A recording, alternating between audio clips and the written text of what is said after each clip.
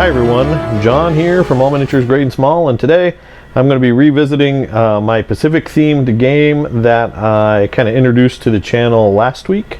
I'm going to try to have a video once every 1 or 2 weeks about this as I kind of work through some design things, and hopefully eventually roll it out enough so that I can get it out to some folks that might be willing to beta test. So for today's video, I'm not going to get into the mechanics of how the game is going to work just yet. There's still a few things I'm working out, and I don't want to have this video out kind of in the on the interwebs, confusing someone 5 years from now if they are trying to figure out how to play it and they see a video that is doing it differently from how it's going to eventually work.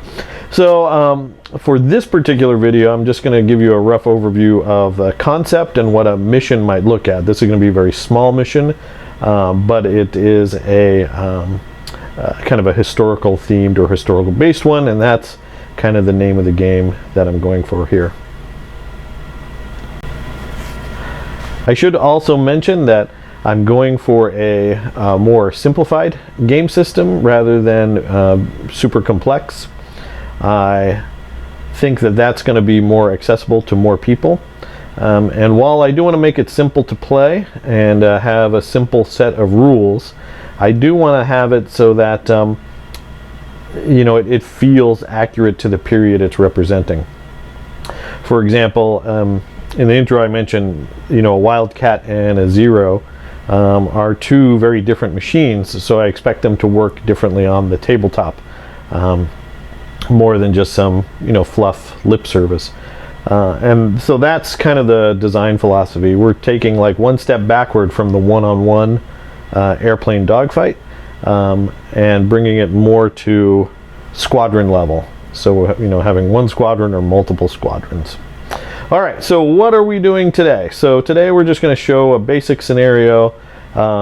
We are going to be representing part of the Battle of Midway. So this is going to be Torpedo Bombing 3, which is these 3 units of Devastator, TBD Devastators.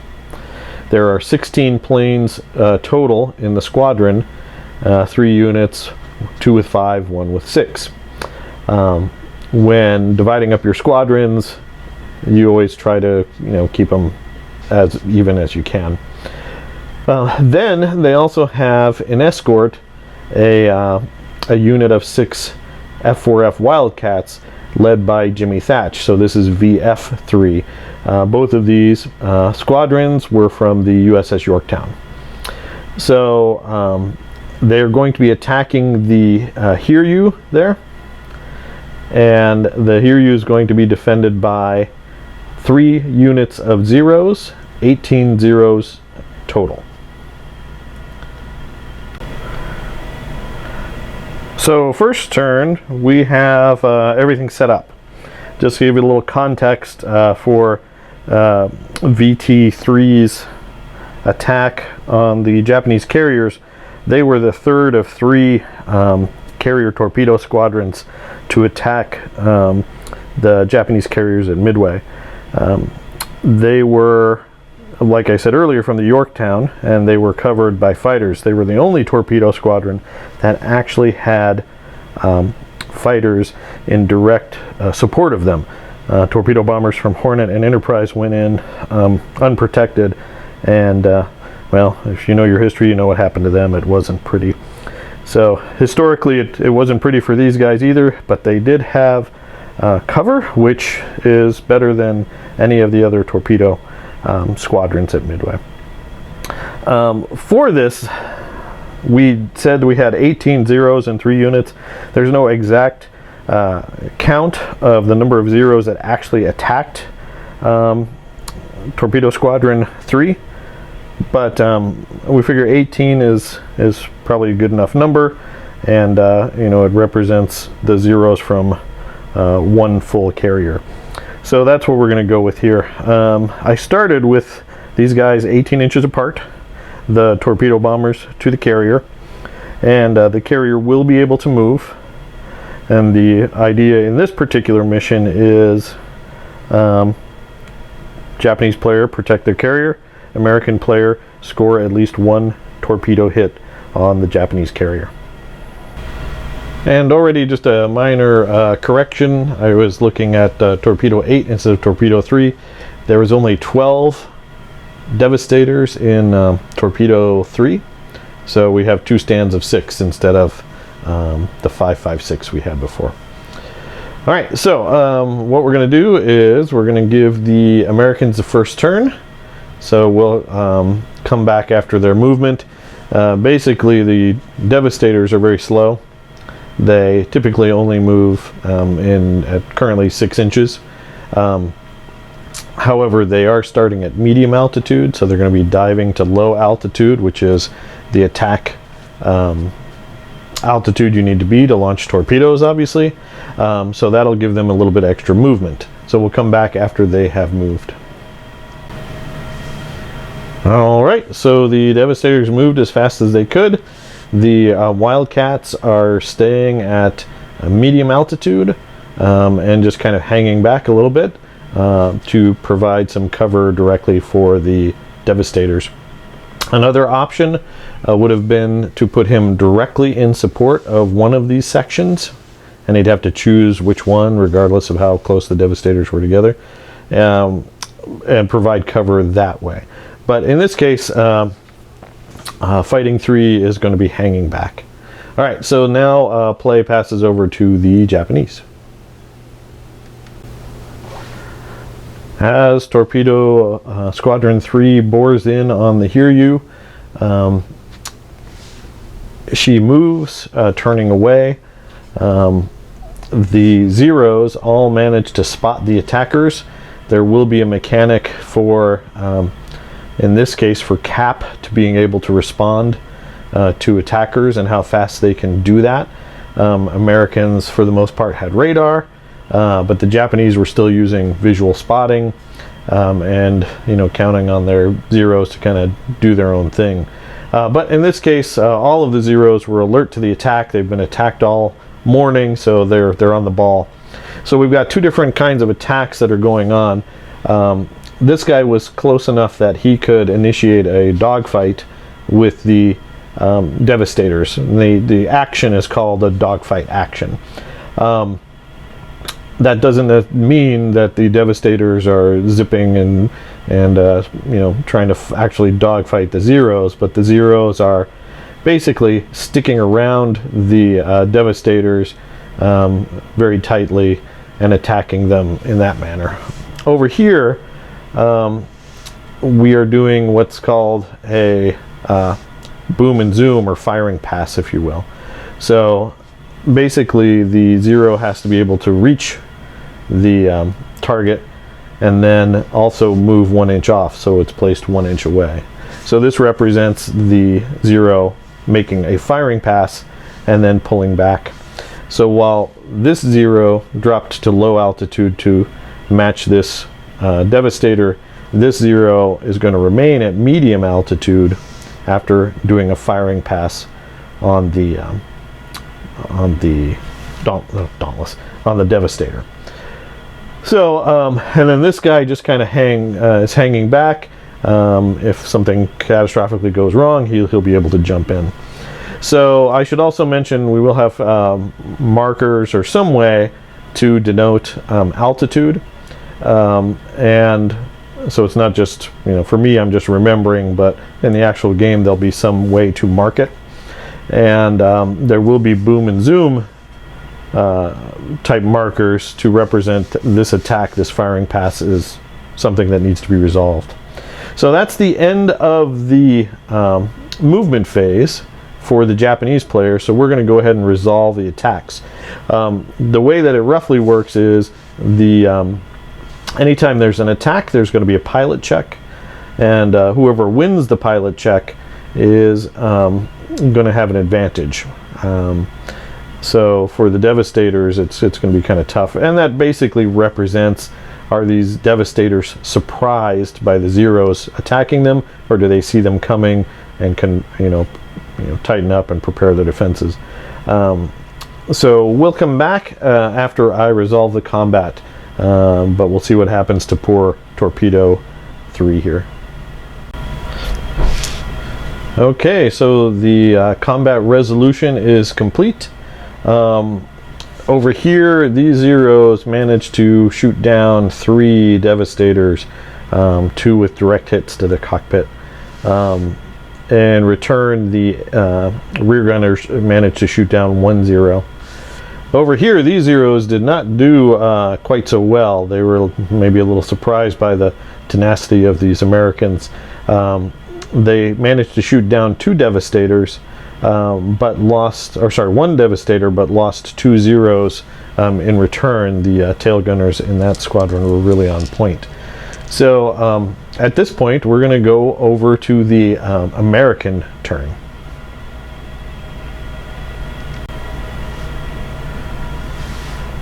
Okay, so at the end of movement for the Americans, the Devastators just moved forward. He just moved forward without any issues because no one was in base contact with him. This Devastator made a piloting check and succeeded. The piloting check is basically a contested check between 2 units. The Devastator won and was able to move out of base contact and continue on its way. If the Japanese player, the Zero, had won, the Zero would have had the option to remain in base contact with the Devastator after its move. And if the unit outnumbered, the Zeros outnumbered the Devastators, it would have made the Devastators only move half their speed. So it would have slowed them down once they start to get bogged down. So the only combat to resolve is going to be these Wildcats are going to boom and zoom these Zeros. So if you recall, this particular unit of Zeros is at low altitude. These guys were at medium. So basically they go to low to make their attack, and then they come back up to medium. So he's still at medium, but he gets to resolve his attack. And Fighting 3 put on a great performance and managed to down 3 Zeros in that firing pass without losing any in return. So that was really good. These guys are hurting. So now we're going to go back over to the Japanese turn.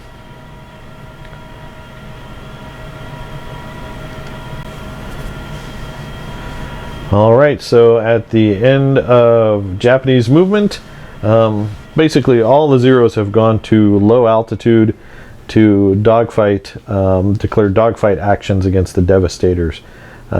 Unlike in real life where they focused on the Wildcats, we're going to try to save our carrier here.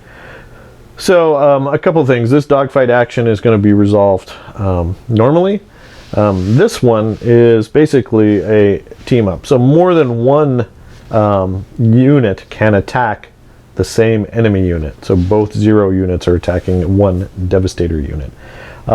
In that case, though, it's not, you don't get, so if you had like 2 units of 6, it's not like you're going to get 12 attacks.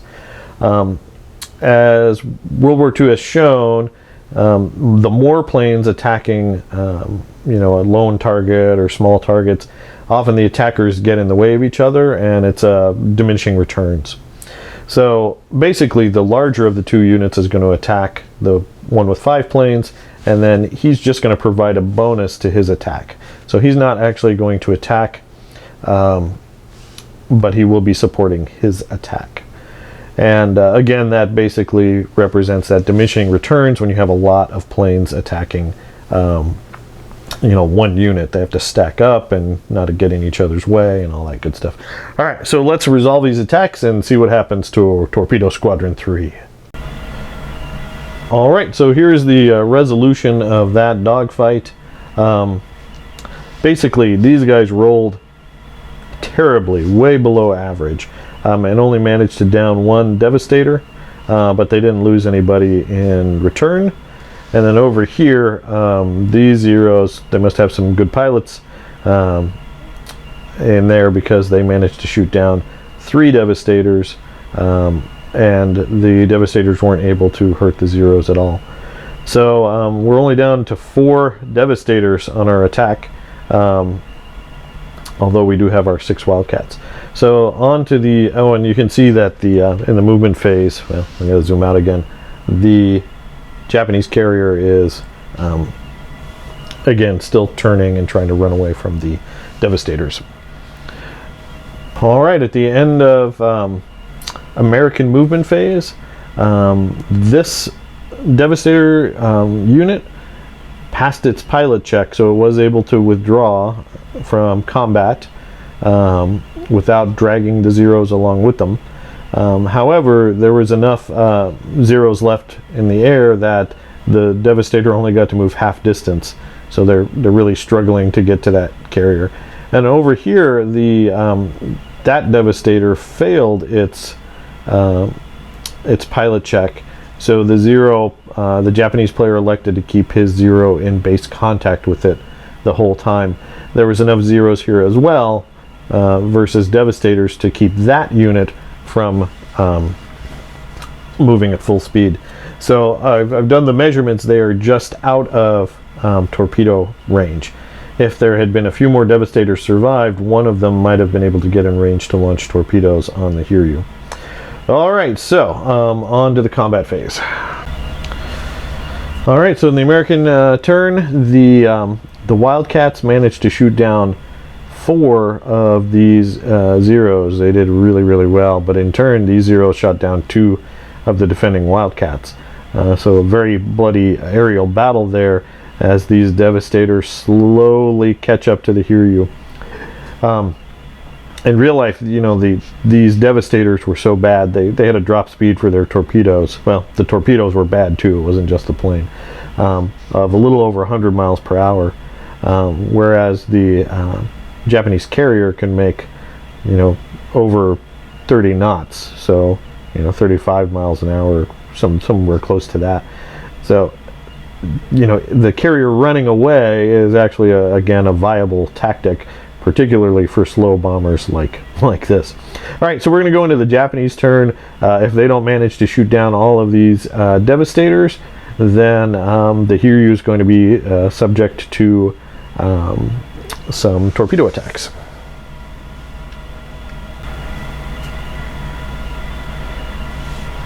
Okay, so the Japanese, this unit of 5 moved into base contact for a dogfight action there.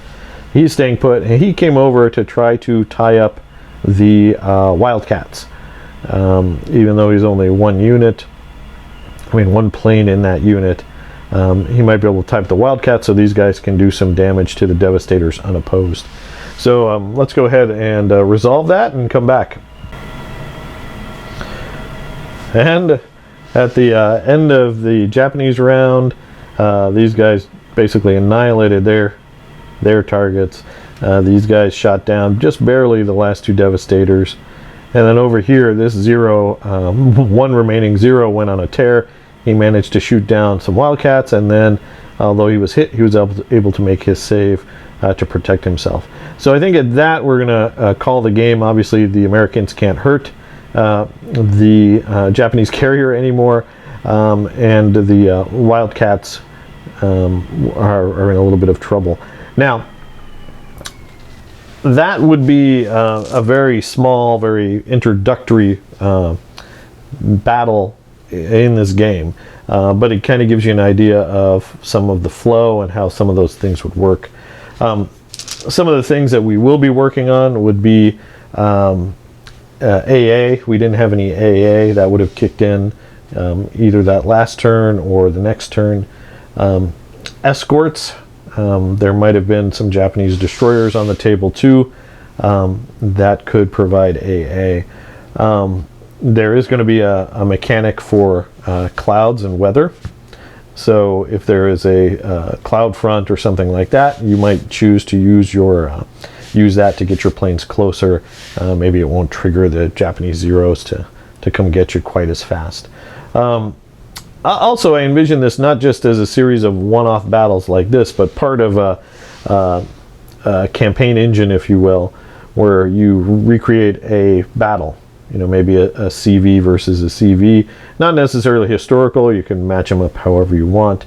And in that case, a mission like that wouldn't just end. So at the conclusion of a battle, yes, the Japanese were able to defeat all 12 of my Devastators, right? They were able to shoot down all 12. But in campaign mode, those 12 don't necessarily mean they were shot down or destroyed. More than likely, in the case of a Devastator, yeah, they were. But everyone will be able to return to base shot up, but repairable, maybe return to base, but you know, the plane's too shot up to do anything. Outright destroyed, or just out of ammo, or got lost and returned to base on its own. So even though 12 of those planes were lost during this battle, not necessarily all 12 of them were destroyed.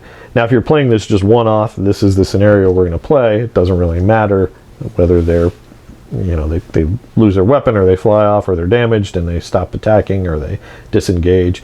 The fact that they're no longer a threat and no longer part of the battle is good enough. But it gives you an idea of kind of the things I'm going for. I do hope to have a rough draft available to select playtesters in the next couple of weeks. That's my goal anyway. And roll out certain things. Let's roll out certain things first. I want the air combat to be solid and pretty stable before we go into the nuances of the campaign system and so on. But there you go. That is an example of what we're tentatively calling Boom and Zoom Pacific. As always, guys, I'd like to thank you guys for checking out the channel and watching this video. Appreciate it if you checked us out on Facebook at All Miniatures Great and Small. You can kind of see what we're up to and what we might be producing in the future. We also would love it if you gave us a like and subscribe here. Click that bell to receive future notifications. As always, thanks for watching, and keep on wargaming.